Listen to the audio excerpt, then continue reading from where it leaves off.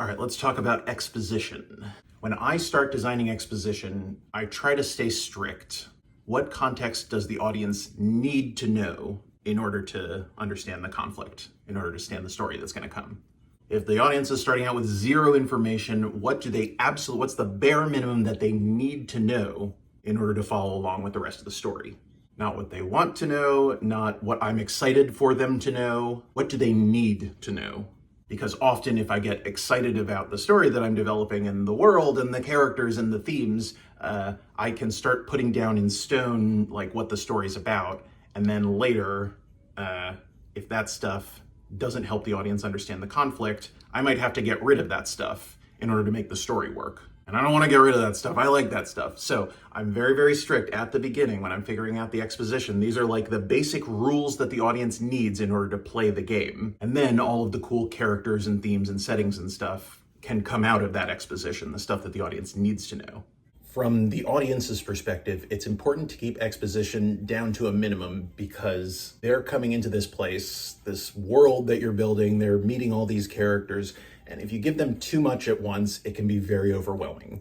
Here, you want a taste of this story? You want to find out more about this story? You want to find out more about this story?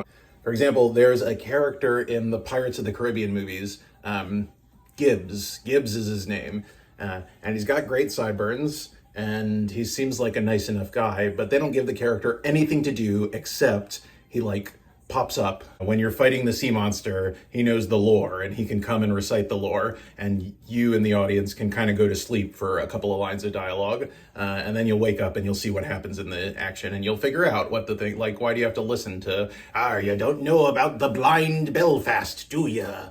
They say that it's the, oh my God, stop. They are really good sideburns though, so it's kind of okay.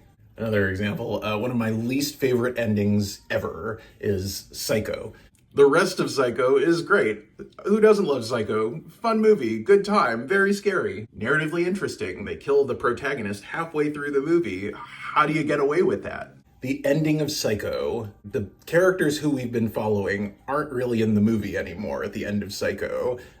Instead, spoiler, the killer's been caught and a therapist off screen analyzed the killer, and then he comes on screen. He might as well be played by Alfred Hitchcock. Boom, boom, boom, boom, boom, boom, walks on screen and might as well turn directly to the hard cam and says, here's the subtext of this character. Here are the themes of this movie. In case you missed the themes of this movie, folks, we learned a lot here today. We learned some lessons. Let me tell you about them.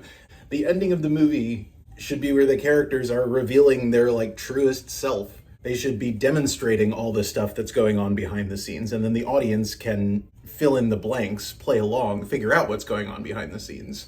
Ultimately, that's the point of exposition. You want to demonstrate as much of it as possible through the character's actions. You can tell some of it, that's totally allowed. But try and play the game. Find out how little of it you can reveal. My professor, David Howard, he's the one who taught me someone wants something badly but has trouble getting it.